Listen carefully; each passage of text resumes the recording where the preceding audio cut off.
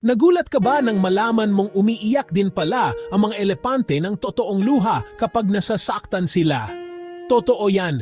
Nararamdaman rin ng mga higanteng ito ang sakit ng pagkawala na parang nararamdaman din nila tulad natin. Kilala ang mga elepante sa kanilang malaking sukat pero kasing laki din ng puso nila talaga.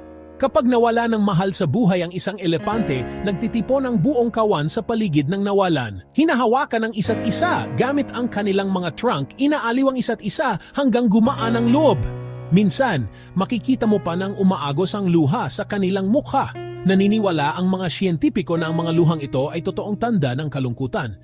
Hindi lang basta reaksyon, kundi isang tunay na emosyonal na tugon. Ipinapakita sa atin ng mga sandaling ito na ang sakit at pakikiramay ay hindi lang para sa mga tao. Sa susunod na makakita ka ng elepante, tandaan, may dala silang malalalim na alaala sa puso, nagmamahal sila ng napakalalim sa bawat miyembro ng kawan at nagluluksa pa nga kapag nawala. Kaya oo, umiiyak ang mga elepante kapag malungkot sila. Siguro hindi rin pala tayo gaanong magkaiba.